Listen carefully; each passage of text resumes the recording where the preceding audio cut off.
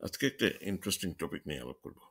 সেটা হলো আপনার কিভাবে একটা ফাইন্যান্সিয়াল প্ল্যান ডেভেলপ করা যায় নিজের জন্য এবং সেখান থেকে একটা ক্লিন গোল সেটের মাধ্যমে আপনি আপনার কারেন্ট ফাইন্যান্সিয়াল সিচুয়েশনকে আরও ইমপ্রুভ করতে পারেন।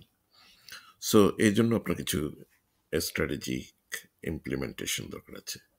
কিভাবে আপনি আপনার এক্সপেন্ডিচারকে রিডিউস করতে পারবেন এবং সেভিংস বাড়াতে পারবেন সেই ব্যাপারে স্টেপ বাই স্টেপ কিছু ধারণা আমি দেব।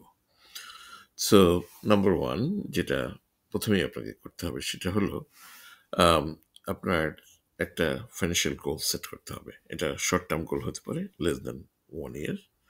আপনার মিড টার্ম গোল হতে পারে যেটা 1 to 1/2 ইয়ার, এবং আপনার লং টার্ম গোল হতে পারে যেটা 5 ইয়ার্স অ্যান্ড প্লাস। তো আসুন আমরা শর্ট টার্ম যে গোল সেটাকে কিভাবে আহ, করতে পারি, অ্যাক্টিভেট করতে পারি, এবং সেই শর্ট টার্ম গোলের ভিতরে কি কি কম্পোনেন্ট দিলে আপনার শর্ট টার্ম গুলো অ্যাচিভ হতে পারে এবং শর্ট টার্ম গোলের সাকসেস রেট বেড়ে যেতে পারে। তো শর্ট টার্ম গোলে আপনার এমার্জেন্সি একটা ফান্ড থাকতে হবে, যেটা আপনার 3 to 6 মান্থসের একটা লিভিং এক্সপেন্ডিচার এই শর্ট টার্ম গোলে আপনাকে নির্ধারণ করতে হবে। তারপর আপনার আহ, আপনার একটা শর্ট টার্ম গোলে একটা ভ্যাকেশন প্ল্যানিং থাকতে পারে। সেক্ষেত্রে সেই ভ্যাকেশন প্ল্যানিংয়ের জন্য আপনি মানি সেভিংস করতে পারেন।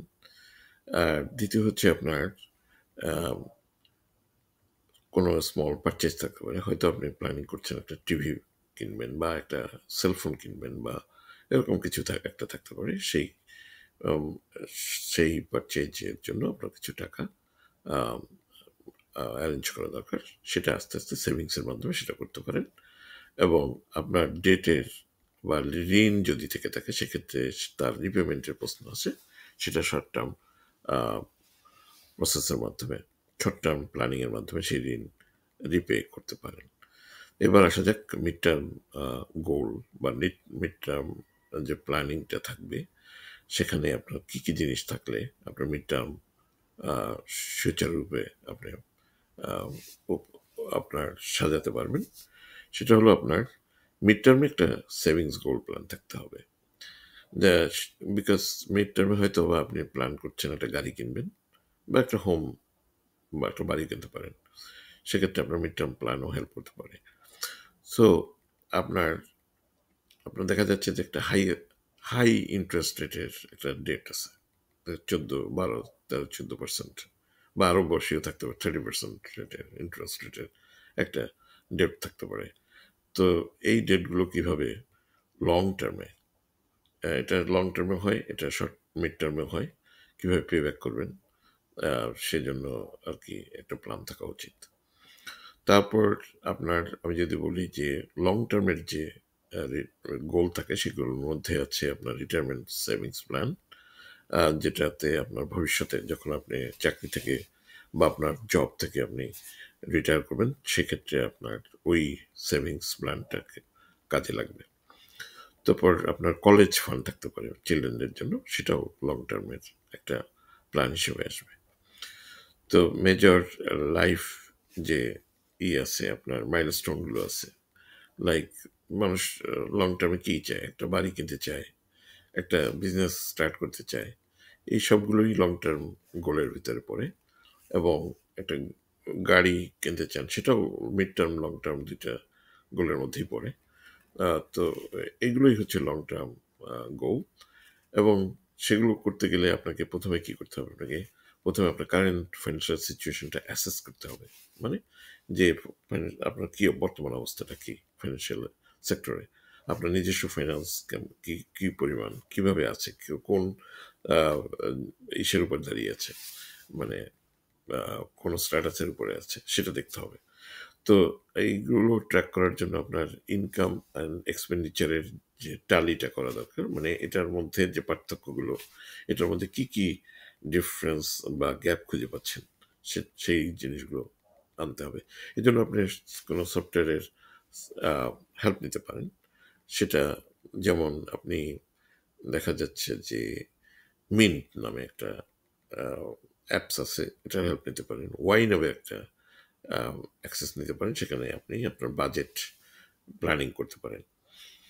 এবং অথবা এগুলোর কোনো কিছুই যদি আপনার আহ, আপনার ইয়ে না থাকে, অ্যাক্সেস না থাকে, তাহলে আপনি একটা সিম্পল এক্সেল শিটে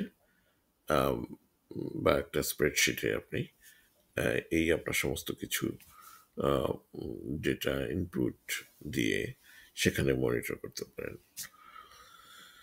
তো এখন আহ, আপনি এগুলোর মাধ্যমে একটা জিনিস আহ, ইয়ে করতে পারবেন যে আপনার টাকা কোথায় কোথায় যাচ্ছে, কোথায় কোথায় খরচ হচ্ছে, এই জিনিসগুলো ট্র্যাক করা ভেরি ইম্পর্টেন্ট। হ্যাঁ, তারপর আহ, আপনার গ্রোসারির জন্য যে কেনাকাটা বা আপনার আদার্স যে এন্টারটেনমেন্টের জন্য যে ব্যয় আছে, হ্যাঁ, এগুলো সব কিছুই আপনার এই ক্যালকুলেট করতে হবে। এবং নেট ওয়ার্থ যেটা, এই সব কিছু এর পরে এক্সপেন্ডিচার পরে আপনার নেট ওয়ার্থ কত থাকে সেটা আপনার ফাইন্ড আউট করতে হবে। তো আপনার সমস্ত অ্যাসেট, যেটা সেভিংস অ্যাসেট থাকতে পারে, বিভিন্ন ইনভেস্টমেন্ট টুলস থাকতে পারে, প্রপার্টি থাকতে পারে, এই সব কিছুই আপনাকে লিস্ট করতে হবে। তারপর আপনার ডেপ্টস বা লাইবিলিটি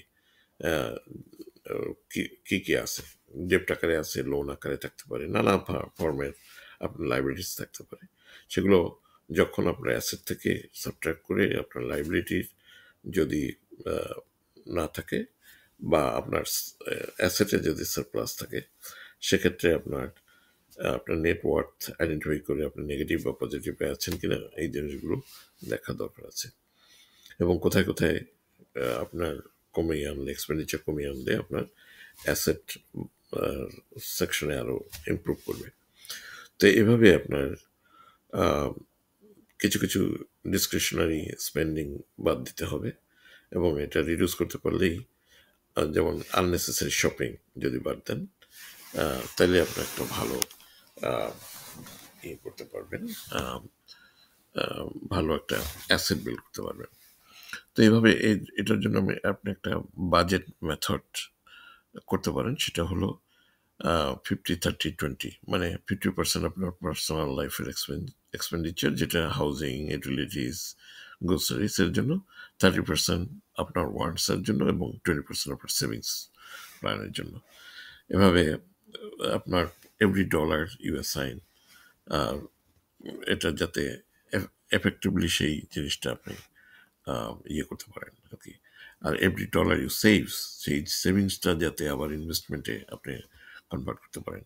তার মানে আপনাকে শুধু সেভ করলেই হবে না, you need to invest it in instrument actually. এখন কোন ইনস্ট্রুমেন্টে ইনভেস্ট করবেন, কোন অ্যাসেট ক্লাসে আপনি ইনভেস্ট করবেন, সেটা দেখতে হবে।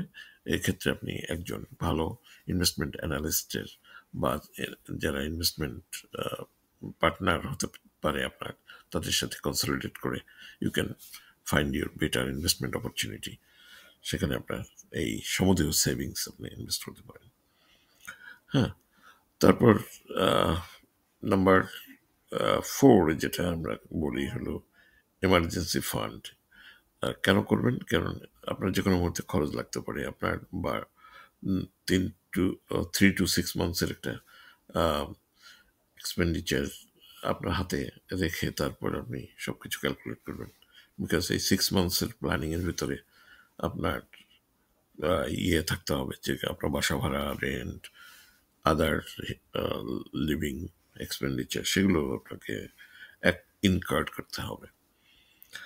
হ্যাঁ, তারপর সেখান থেকে আপনার তারপরে যে বাদ বাকি ক্যাশটা হাতে থাকলো সেটাকে আপনি সেভিংসে কনভার্ট করলেন, এবং সেভিংস থেকে এটা ইনভেস্টমেন্টে কনভার্ট করলেন।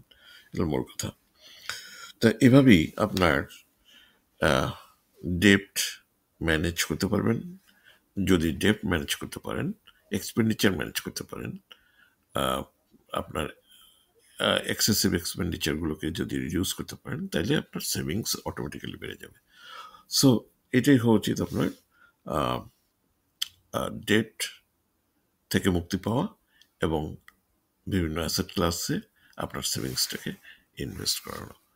সো এটাই আপনার ফিউচারিস্টিক একটা প্ল্যান থাকা উচিত, যার ফলশ্রুতিতে আমার মনে হয় আপনি কেন যে কোনো একজন সাধারণ মানুষ এই পদ্ধতিতে ফাইন্যান্সিয়াল প্ল্যানিং যদি করেন তাহলে অবশ্যই একটা বিশাল রেজাল্ট পাবেন বলে আমার দৃঢ় বিশ্বাস। Thank you.